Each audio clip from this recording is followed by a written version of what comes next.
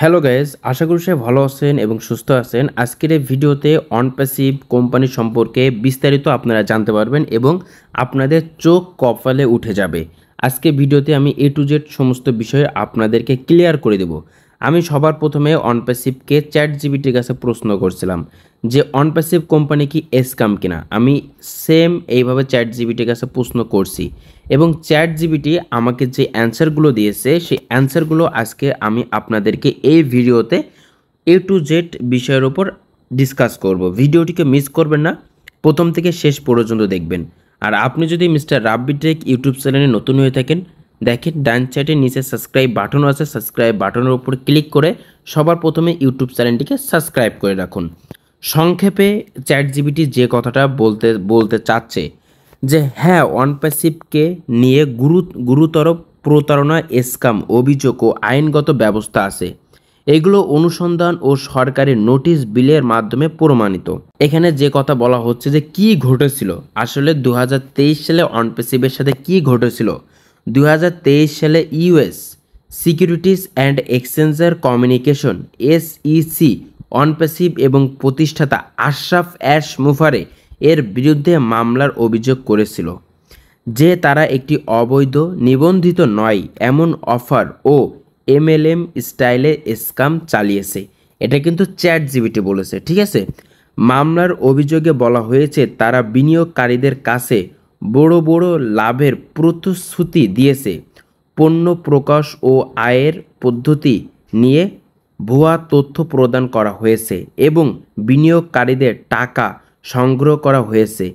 SEC অভিযোগপত্রে বিস্তারিত আছে। এটা SECর প্রথম ধাপ কিন্তু বলা হয়েছে যে মামলাটা অনপ্যাসিভের নামে 2023 সালে হয়েছিল।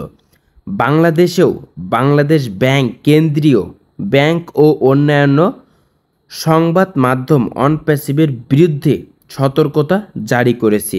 এটা কিন্তু আমরা সবাই জানি 2023 সালের শেষের দিক বা 24 সালে বাংলাদেশে যেসব পত্রিকা ছিল, সংবাদ মাধ্যম ছিল বা ব্যাংক ছিল, তারা কিন্তু প্রত্যেকটা ফাউন্ডারদেরকে সতর্ক করেছিল। কারণ বাংলাদেশে যে পরিমাণ অর্থ বাইরের দেশে গিয়েছে এটা কিন্তু সম্পূর্ণ আপনার ভিসা, মাস্টার কার্ডের মাধ্যমে। যারা ব্যাংক অ্যাকাউন্টে পেমেন্ট করেছিল এটা হচ্ছে $97, পরে কিন্তু $143 যারা পেমেন্ট করেছিল।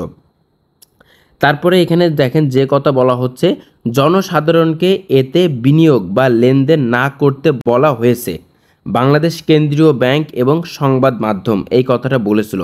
অনলাইন রিভিউ ফর্ম ও সংবাদের ব্যবহারকারীদের অভিযোগ পণ্য লঞ্চ বিলম্বন এবং ব্যবসার মডেলকে MLM পাওয়া গেছে। এই কারণে প্রাথমিকভাবে সতর্কবার্তা করেছিল কেন্দ্রীয় ব্যাংক বাংলাদেশ এবং সংবাদ মাধ্যমে, কিন্তু এটা একসময় প্রচার হয়ে যায়।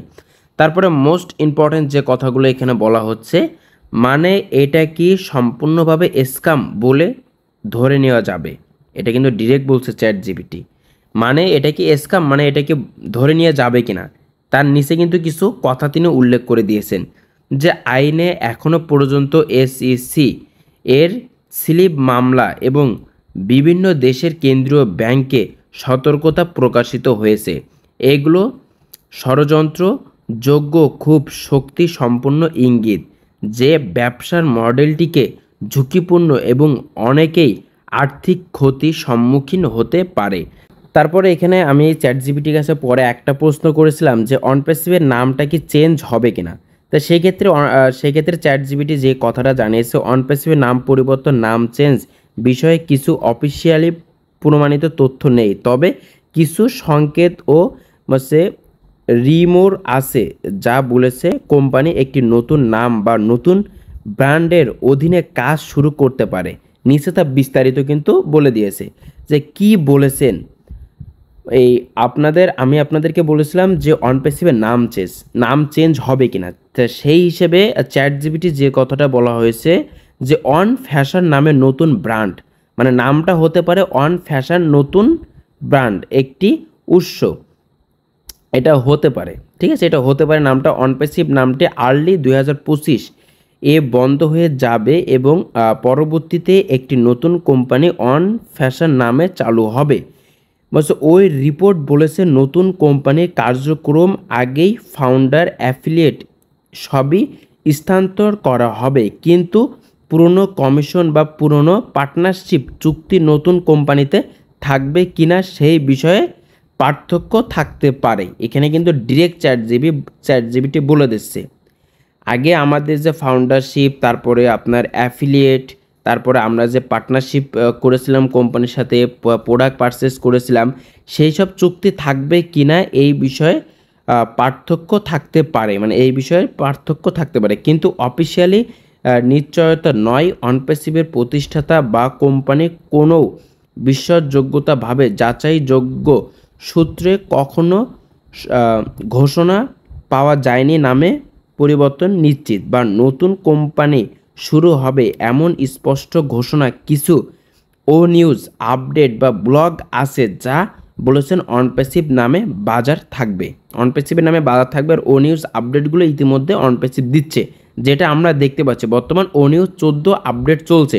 চ্যাট জিপিটি যে আপডেটটা দিল যে নিশ্চিত তথ্য নাম এখনও অনপ্যাসিভ, কিন্তু ভবিষ্যৎ হয়তোবা অন ফ্যাশন নামে আসতে পারে। অনপ্যাসিভের যে নতুন ব্র্যান্ডিং যে নামটা, এটা আপনার অন ফ্যাশন নামে আসতে পারে। আর আজকের ভিডিও ছিল এই পর্যন্ত। ভিডিওটি ভালো লাগলে অবশ্যই লাইক করে দিবেন। আর আপনি যদি মিস্টার রাব্বিটেক ইউটিউব চ্যানেলের থেকে আরও অনপ্যাসিভের নতুন কোনো ইনফরমেশন আপডেট জানতে চান, তাহলে চ্যানেলের সাথে থাকুন, চ্যানেলটিকে সাবস্ক্রাইব করুন।